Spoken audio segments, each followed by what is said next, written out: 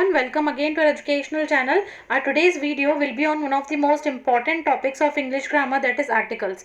ये बहुत ही important video होने वाला है. हम यहाँ पे जानने वाले हैं कि आर्टिकल्स कौन कौन से होते हैं और वो कहाँ पे लगाए जाते हैं. जैसे कि आपको पता है कि आर्टिकल्स टोटल तीन होते हैं, ए, एन एंड द, और दो टाइप्स के आर्टिकल्स होते हैं. अब जैसे आर्टिकल ए और एन है, कहाँ पे ए लगाया जाता है और कहाँ पे एन लगाया जाता है, कहाँ पे द लगाया जाता है और कहाँ पे द का प्रोनाउंसिएशन दी होता है और कहाँ पे द का प्रोनाउंसिएशन द होता है. तो ये आज हम इस वीडियो लेक्चर में सीखेंगे. ऐसे बहुत सारी बातें हम इस लेक्चर में सीखेंगे जो बहुत ही कम लोगों को पता होती है. सो अगर आपने मेरे चैनल को अभी तक सब्सक्राइब नहीं किया है तो I request you to subscribe my channel. Okay, so let's get started with today's lecture. अगर आपको ये वीडियो पसंद आता है तो please hit the like button और आप आपके फ्रेंड्स के साथ भी शेयर कीजिए. So let's get started. Articles totally दो तरीके के होते हैं, एक डिफिनाइट आर्टिकल और दूसरा है इनडिफिनाइट आर्टिकल. तो डिफिनाइट आर्टिकल और इनडिफिनाइट आर्टिकल क्या होता है, हम पहले वो देख लेते हैं, मीनिंग देख लेते हैं. डिफिनाइट आर्टिकल होता है द और इनडिफिनाइट आर्टिकल होता है ए और एन. ए और एन इनडेफिनाइट आर्टिकल होता है. अब डेफिनाइट आर्टिकल क्या होता है पहले वो समझ लेते हैं मीनिंग, और इनडेफिनाइट आर्टिकल क्या होता है उसका मीनिंग समझ लेते हैं और उसके बाद हम एग्जांपल्स करेंगे. तो डेफिनाइट आर्टिकल क्या होता है, डेफिनाइट आर्टिकल द को हम डेफिनाइट आर्टिकल बोलते हैं. अब द ऐसी जगहों के आगे लगाया जाता है, मतलब ऐसा नाउन ऐसी थिंग के आगे लगाया जाता है जिसके बारे में हमें पहले से ही पता होता है, रीडर को जिसके बारे में पहले से ही पता होता है. और इनडेफिनाइट आर्टिकल उस जगह लगाया जाता है, उस नाउन के आगे लगाया जाता है जिसके बारे में पहले पता नहीं होता है. तो definite article is used before a noun to indicate that the identity of a noun is already known to the reader, whereas indefinite article a and n is used before a noun that is general or when its identity is not known, जिसके बारे में पहले से ही पता नहीं होता है. जैसे अगर मैं बोल रही हूँ कल जो बुक पढ़ा था वो बहुत ही अच्छा था, तो ये वही बुक है ना जो कल मैंने पढ़ा था, मतलब इस बुक के बारे में मैं ऑलरेडी जानती हूँ. अगर मैं बोलती हूँ ये वही बुक है जो मैंने पहले से ही देखा हुआ है, ये वही बुक है ना जो कल हमने उस स्टोर में देखा था, तो मतलब इस बुक के बारे में मैं पहले से ही जानती हूँ, तो उधर द आएगा. अगर मैं उस बुक के बारे में पहले से नहीं जानती हूँ तो वहाँ पे अ आएगा. ठीक है, अब मैं आप लोगों को एक ये चीज़ एग्जाम्पल के साथ समझाती हूँ. आप डेफिनेट और इनडेफिनेट आर्टिकल एग्जाम्पल के साथ अच्छे से समझ सकते हैं. ये देखिए, यहाँ पे एक पर्सन है, एक ये रिसेप्शनिस्ट है और ये पर्सन उनसे मिलने आता है. तो ये क्या बोलते हैं कि मैं राम हूँ, मैं तुम्हारे बॉस से मिलना चाहता हूँ. ये पर्सन ऐसा बोलता है कि मैं राम हूँ, मैं तुम्हारे बॉस से मिलना चाहता हूँ. ये पर्सन रिसेप्शनिस्ट को बोलता है. अब रिसेप्शनिस्ट जाती है अपने बॉस के पास, इस बॉस के पास रिसेप्शनिस्ट जाती है और रिसेप्शनिस्ट जाके क्या बोलती है, सर आपसे कोई मिस्टर राम मिलने आया है, या एक राम आपसे, एक पर्सन आपसे कोई मिलने आया है जिसका नाम है मिस्टर राम. तो यहाँ पे वो क्या बोलती है, कोई मिस्टर राम. आप वो ऐसा नहीं बोलती कि वो मिस्टर राम मिलने आए, क्योंकि बॉस ने रिसेप्शनिस्ट से पहले नहीं बताया था कि कोई मुझसे मिलने आने वाला है, मिस्टर राम मुझसे मिलने आने वाला है. तो यहाँ पे रिसेप्शनिस्ट मिस्टर राम को पहले से नहीं जानती है. तो बॉस और रिसेप्शनिस्ट के बीच में मिस्टर राम के बारे में पहले से कोई बातचीत नहीं हुई थी, तो इसीलिए वो क्या बोलेगी, uh mister Ram wants to meet you. Okay, ये ए का प्रोनाउंसिएशन आप अ करोगे जब किसी सेंटेंस में ए अकेला आता है, जैसे यहाँ पे आया है, तो वहाँ पे अ का प्रोनाउंसिएशन होता है. तो यहाँ पे वो क्या बोलेगी, sir uh mister Ram wants to meet you. Okay, अब मैं दूसरा सिचुएशन बताती हूँ. दूसरे सिचुएशन में क्या होता है, बॉस सुबह आता है, रिसेप्शनिस्ट को कैबिन में बुलाता है और वो बुला के बोलता है कि आज मिस्टर राम मुझसे मिलने आने वाले हैं, तो वो जब आएंगे तो मुझे इन्फॉर्म कर देना. तो रिसेप्शनिस्ट क्या बोलती है, ओके बॉस, मैं आपको इन्फॉर्म कर दूंगी. अब मिस्टर राम वापस आते हैं और क्या बोलते हैं मिस्टर राम रिसेप्शनिस्ट को आके, मैं राम हूँ और मैं आपके बॉस से मिलना चाहता हूँ. अब बॉस और रिसेप्शनिस्ट के बीच में मिस्टर राम के बारे में पहले ही बातचीत हो चुकी थी, तो यहाँ पे रिसेप्शनिस्ट अ मिस्टर राम नहीं लिखेगी. वो नहीं बोलेगी कि कोई मिस्टर राम आया है, वो क्या बोलेगी, वही मिस्टर राम आए हैं. वही मतलब जिसके बारे में पहले ही बार हो चुकी है, और इस केस में हम द यूज करेंगे। तो आपको अभी समझ में आया कि हम द कहाँ पे यूज करेंगे और अ कहाँ पे यूज करेंगे। ओके, अब हम आगे बढ़ते हैं। जैसे ये एग्जाम्पल मैं दे रही हूँ आपको, दिस इज अ बुक। यहाँ पे देखो ए का प्रोनाउंसिएशन ए नहीं होगा, दिस इज ए बुक नहीं होगा, दिस इज अ बुक। जहाँ पे एक सेंटेंस में ए अकेला आता है तब उसका ए का प्रोनाउंसिएशन होता है अ। तो यहाँ पे आएगा this is a book. Okay, इसे हम बोलेंगे दिस इज अ बुक, मतलब ये एक बुक है। इस बुक के बारे में मैं पहले से नहीं जानती थी, इसलिए मैंने बोला दिस इज अ बुक। अब यहाँ पे बुक के आगे द दिया हुआ है, क्यों? क्योंकि मैं क्या बोल रही हूँ यहाँ पे, I like the book yesterday, मतलब मुझे ये बुक, मैं इस बुक के बारे में जिसके बारे में बात कर रही हूँ इसको मैंने पहले ही देख रखा है, या इसके बारे में मेरी पहले बात हो चुकी है, या उस बुक के बारे में मैं पहले से जानती हूँ, इसलिए मैंने बुक लिखा, द बुक लिखा है। ठीक है, कुछ एग्जाम्पल्स दे रही हूँ मैं, जिसमें हम सीखेंगे कि द कौन सी जगहों पे यूज़ करना बहुत ही ज़रूरी होता है, और ऐसी कौन सी जगह है जहाँ पे द बिल्कुल भी यूज़ नहीं किया जाता है। तो द कहाँ पे यूज़ होता है, आप इसका स्क्रीनशॉट ले सकते हैं और नोट्स बना सकते हैं। द यूज़ होता है, ये वीडियो को आप एंड तक देखिएगा, एंड में मैं कुछ ऐसे एग्जाम्पल और ट्विस्टेड चीज़ें बता सकती हूँ जो आपको आई एम श्योर बोल सकती हूँ कि आपको नहीं पता होंगे, और आप ये वर्थ वॉचिंग होगा आपके लिए वीडियो।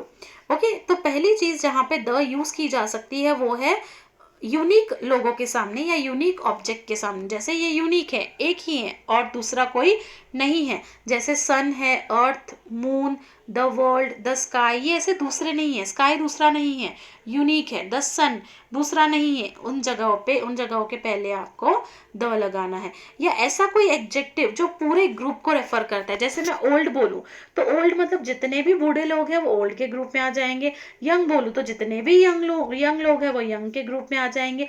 तो ऐसे वर्ड्स, ऐसे adjectives, old, young, poor, rich, ऐसे एडजेक्टिव्स जो पूरे ग्रुप को डिफाइन करते हैं, एक इंसान नहीं, पूरे क्लास, पूरे ग्रुप को डिफाइन करते हैं, उनके आगे द आता है। नेक्स्ट, ऐसे फेमस बिल्डिंग्स और मॉन्यूमेंट्स जो बहुत ही हिस्टोरिकल है, बहुत ही फेमस है, जाने पहचाने हैं, उनके आगे जैसे the Taj Mahal, the Qutub Minar, the Lal Qila, the Eiffel tower, the globe. ठीक है, ये फेमस बिल्डिंग्स और मॉन्यूमेंट्स है, उनके आगे हमें द लिखना है। एडजेक्टिव, सुपरलेटिव के एडजेक्टिव के आगे जिनके पीछे ईएसटी आता है, largest, highest, most, lowest, nearest, ठीक है, इनके आगे द आता है। और फैमिली के नाम के आगे द आता है, जैसे अभी Jacksons, the Khans, the Tatas, the Birlas, the Guptas, the Ranas. Family का नाम पूरा बोलोगे ना आप, जैसे आपकी फैमिली का नाम होगा अगर शाह तो द शाहs। ठीक है, तो इस तरीके से आपको फैमिलीज के नाम के आगे भी द लगाना है। 6th वन जहाँ पे आपको द लगाना है इस रिवर, कैनल्स और ओशंस के नाम के आगे, ये सब आपको याद रखना है। The Gangas, the Nile, the Atlantic ocean, the Pacific ocean, इन सब के आगे द आता है। नेक्स्ट इज 7th, वो कंट्रीज जिनका प्लूरल नेम है, जैसे इंडिया तो द इंडिया नहीं आएगा, द नीदरलैंड्स, द फिलीपींस, जिनके आगे एस आता है। ठीक है, जिनके कंट्रीज के नाम के आगे एस आता है। और ओनली वर्ड के आगे, अब अगर आप ओनली वर्ड देखोगे ना, उसके आगे जो एक ही रिप्रेजेंट करता है उसके आगे हमेशा द आपको मिलेगा। जैसे एक ही बेटा, द ओनली सन, एक ही फ्रेंड है मेरा, द ओनली फ्रेंड, एक ही बैट्समैन है, the only batsman, the only person, etcetera. ठीक है, नेक्स्ट है 7th one, the word all. All के आगे, after the word all word के पीछे द लगता है। All the books are here, all के आगे द लगा। ठीक है, नेक्स्ट इज द कहाँ पे नहीं लगता है, ऐसे कुछ चीज़ें जहाँ पे द नहीं लगता है, आप इसका स्क्रीनशॉट ले सकते हैं, आप इसे याद रख सकते हैं। द बिल्कुल नहीं लगाना है आपको कोई डिजीज़ के नाम के आगे। ठीक है, द कोरोना नहीं बोलोगे आप, तो किसी डिजीज़ के नाम के आगे आपको द नहीं लगाना है। किसी लैंग्वेज के नाम पे इंग्लिश, द हिंदी नहीं बोलोगे। प्रोनाउन के आगे आपको द नहीं लगाना है, द ही, द शी, ठीक है, द इट, इनके आगे प्रोनाउन के आगे न द नहीं लगाना है। Before the noun of a country, country के नाउन के आगे द नहीं, before the name of the country, sorry, country के नेम के आगे द नहीं लगाना है। इसके एक्सेप्शंस हमने ऑलरेडी किए, जिन कंट्री के नाम के पीछे एस आता है, मतलब प्लूरल कंट्रीज, प्लूरल नाम है, उनके आगे द आएगा सिर्फ, बाकी कंट्रीज के आगे द नहीं आएगा। The before the words breakfast, breakfast के आगे द नहीं लिखना है। हॉस्पिटल, गॉड, स्कूल, इनके आगे द नहीं लिखना है। ठीक है, अब ये तो हो गई द कहाँ पे आता है, द कहाँ पे नहीं आता है। अब हम इनडेफिनेट आर्टिकल ए और एन की बात करेंगे। ए कहाँ पे आता है, मतलब अ कहाँ पे आता है, और एन कहाँ पे आता है। अब आपको हिंदी ये समझने के लिए हिंदी और इंग्लिश के आपको कॉन्सोनेंट्स और वोवेल्स जानना बहुत ही ज़रूरी है, मतलब स्वर और व्यंजन की ध्वनि, स्वर और व्यंजन आपको जानना बहुत ही ज़रूरी है। वोवेल्स होते हैं स्वर और कॉन्सोनेंट्स होते हैं व्यंजन। अब स्वर क्या होते हैं, इंग्लिश में होते हैं vowels A E I O you, जबकि हम अगर हिंदी में देखने जाएंगे तो अ आ ई ए ओ आन अह, ये हिंदी के वोवेल्स हैं। ठीक है, तो जहाँ पे ए कहाँ पे आता है और एन कहाँ पे आता है, आप अगर देखोगे तो जो एन है वो वोवेल्स साउंड के आगे आता है, वोवेल के आगे नहीं, वोवेल साउंड के आगे, वोवेल की ध्वनि के आगे, वोवेल के स्वर के आगे। ठीक है, अब मैं आपको ये एग्जाम्पल के साथ समझाती हूँ, और बाकी जहाँ पे भी कॉन्सोनेंट का साउंड आएगा उधर ए आएगा। जैसे यहाँ पे मैं एग्जाम्पल दूँ तो डैश अम्ब्रेला, अब ये अम्ब्रेला जो है ये वोवल से स्टार्ट हो रहा है। अब हम इसको प्रोनाउंस कैसे करेंगे, अम्ब्रेला, अ से शुरू हो रहा है, तो अ जो है वो स्वर है, मतलब वोवेल है, इसीलिए यहाँ पे आएगा एन। ठीक है, एंड अम्ब्रेला। अब यूनिवर्सिटी, य का साउंड आ रहा है, देखो यूनिवर्सिटी, य, तो य एक वोवल है क्या, वोवल साउंड है क्या, नहीं, वोवल की बात नहीं हो रही यहाँ पे, वोवल साउंड की बात हो रही है। तो य एक वोवल साउंड है क्या, नहीं, य क्या है, कॉन्सोनेंट साउंड है, इसीलिए यहाँ पे ए आएगा। कॉन्सोनेंट साउंड पे ए आएगा और वोवल साउंड पे एन आएगा। बहुत सारे स्टूडेंट्स कंफ्यूज होते हैं, बहुत सारे लोग कंफ्यूज होते हैं, ऐसा कॉम्पिटिटिव एग्जाम में भी पूछा जाता है कि यू अगर वोवल है तो इसके आगे ए क्यों, क्योंकि यू तो वोवल है, बट अगर इसको प्रोनाउंस करेंगे हम तो वोवल साउंड नहीं आ रहा है, प्रोनाउंस करते वक्त कॉन्सोनेंट साउंड आ रहा है। जैसे यूनिवर्सिटी, य, ठीक है, गर्ल, तो ये कॉन्सोनेंट साउंड है, ए आएगा। कॉन्सोनेंट साउंड कौन से होते हैं और वोवल साउंड कौन से होते हैं, अ, आ, ई, उ, ओ, औ, अह, अन, अह। ठीक है, ये सब कॉन्सोनेंट साउंड्स है। कुछ और एग्जाम्पल देख लेते हैं हम। देयर इज अ, ग्रीन है यहाँ पे, तो इधर ए आएगा ऑब्वियसली। ओल्ड, ओ का साउंड आ रहा है, एन आएगा। आइडिया, अ का साउंड आ रहा है, यहाँ पे भी एन आएगा। ही इज ड्रिंकिंग, क का साउंड आ रहा है, ए आएगा। The girl is a pilot, the girl is the pilot. ठीक है, इस तरीके से आप लोगों को सॉल्व करने हैं। ठीक है, अब मैं आप लोगों को एक और इम्पॉर्टेंट चीज़ बता रही हूँ कि हम एक और एक्सरसाइज सीखेंगे जहाँ पे हम सीखेंगे कि यही तो ए और एन की एक्सरसाइज है, और मैंने बताया द और कहाँ पे लगता है और कहाँ पे नहीं लगता है। तो हम एक और वीडियो करेंगे जहाँ पे हम और एक्सरसाइज और एग्जाम्पल्स करेंगे, जिससे आपका ये टॉपिक और क्लियर हो जाएगा।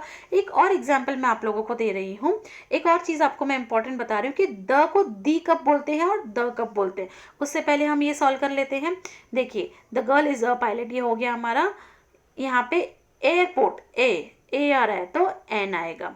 This is dash expensive bike, this is an expensive bike, ब, ए, मतलब अ। My father is an honest, h भले ही अगर आप देखोगे तो कॉन्सोनेंट है, बट यहाँ से वोवल साउंड आ रहा है, ऑनेस्ट, ओ, एस्ट्रोनॉट, ए, तो इधर एन।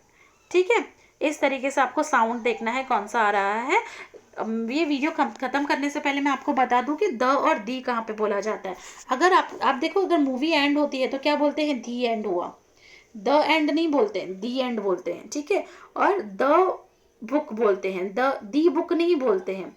ठीक है, तो ये जब भी वॉवल साउंड के आगे द आएगा तब उसे दी प्रोनाउंस किया जाता है, जैसे दी एंड, दी आउल, ठीक है, दी ओनर। तो वोवल साउंड के आगे दी प्रोनाउंस होता है, जबकि कॉन्सोनेंट साउंड के आगे द का प्रोनाउंसिएशन द होता है। Thank you so much for watching. मिलते हैं हम नेक्स्ट वीडियो में, तब तक आप मेरे चैनल को सब्सक्राइब करके रखिए ताकि आपको नोटिफिकेशन मिलता रहे। Thank you so much for watching.